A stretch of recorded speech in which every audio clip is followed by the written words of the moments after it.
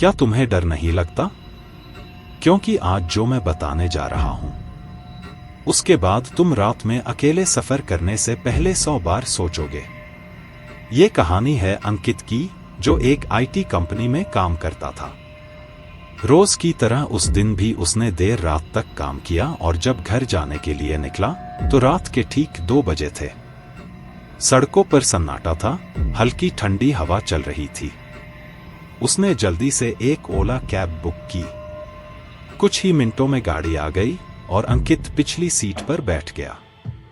गाड़ी जैसे ही आगे बढ़ी, अंकित ने ईयरफोन लगाए और म्यूजिक सुनने लगा। उसे हल्की झपकी आने लगी थी, लेकिन तभी गाड़ी अचानक झटके से रुक गई। अंकित चौंक गया।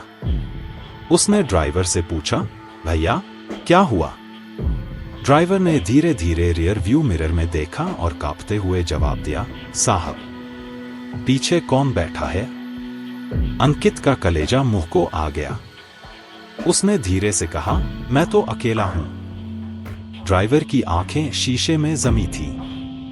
उसकी सांसें तेज हो गईं। उसने कांपते हुए कहा, पर साहब, शीशे में तो कोई और भी दिख रहा है।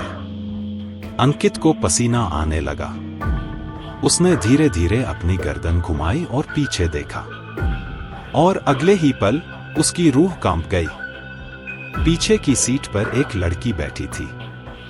सफेद कपड़े, बिखरे हुए बाल, चेहरा अधजला, और उसकी आंखों से काले गड्ढों जैसी अजीब रोशनी निकल रही थी।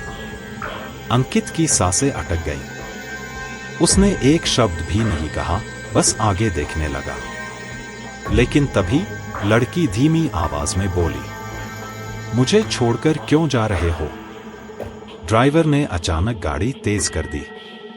अंकित की हिम्मत नहीं हो रही थी कि वह दोबारा पीछे देखे। वह बस आंखें बंद कर बैठा रहा, मन ही मन प्रार्थना करने लगा कि यह सब एक सपना हो। कुछ ही मिनटों में गाड़ी अंकित के घर के पास आ गई।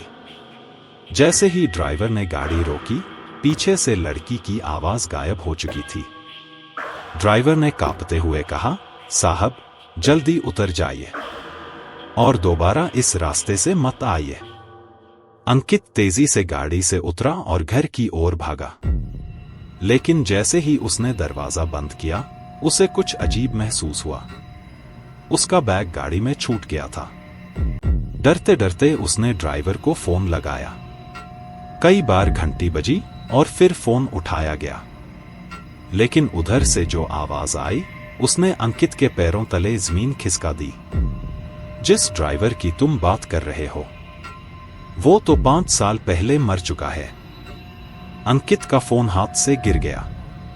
उसके शरीर से जैसे जान निकल चुकी थी।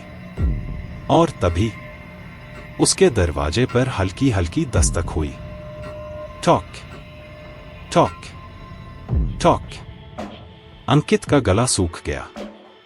उसने धीरे धीरे दरवाजे की ओर देखा।